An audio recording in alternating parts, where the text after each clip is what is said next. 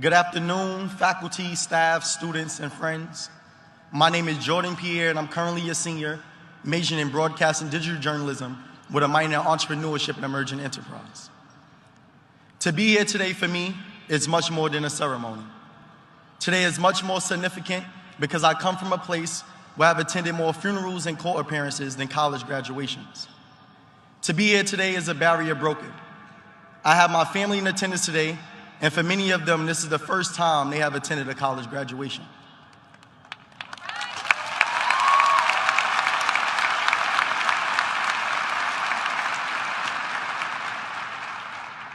Earning the opportunity to walk across this stage required much more than just passing classes.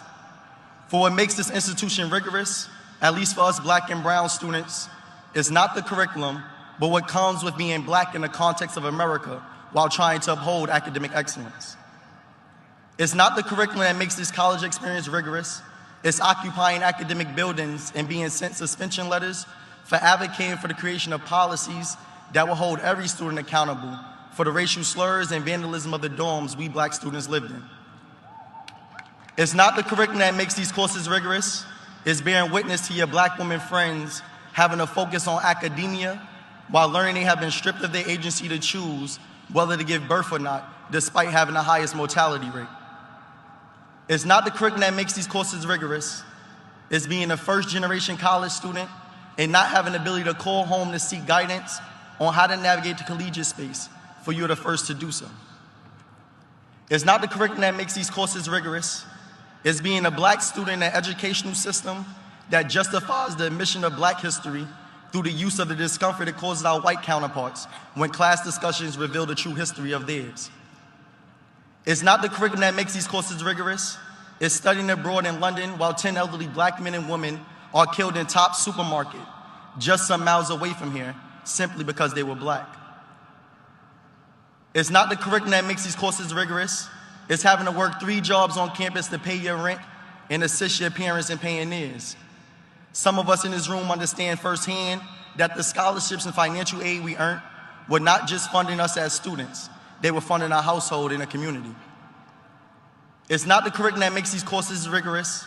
It's looking at the news and seeing someone that looks like you with the same name, Jordan, being choked to death by a former Marine on a subway station and witnessing his mental health being used to justify his death. I say this all to emphasize the danger of a single narrative story. The danger of being left to formulate a preconceived notion of a community based on westernized media, and the danger of having a seat at the table to tell your own story. I often say that it's easy to dream, but it's hard to aspire to occupy a space that you have never seen someone that looks like you in. My presence here today will serve as proof to the next young Black man or woman that despite what comes with being a Black student at Syracuse University, it's possible to speak at the Newhouse graduation.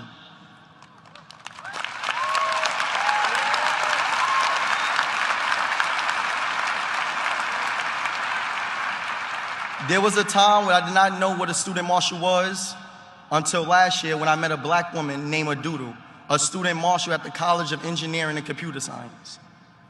There was a time when I did not believe I was going to be the President of the United States, which is what I will one day become, until I seen Barack Obama become the president.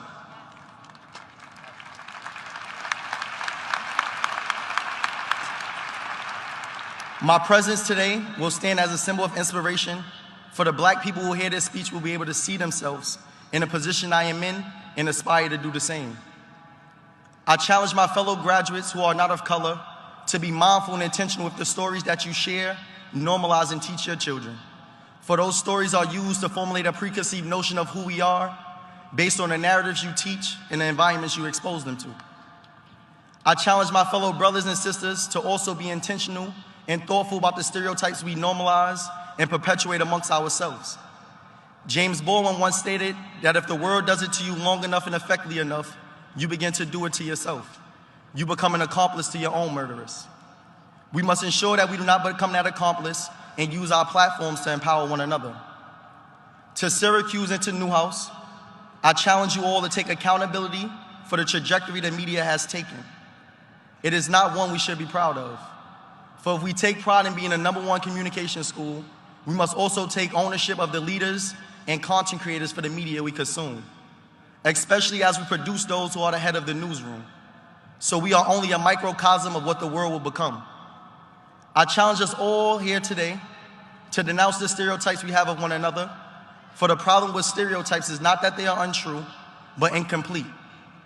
As the legendary Nipsey Hussle once stated, the marathon continues.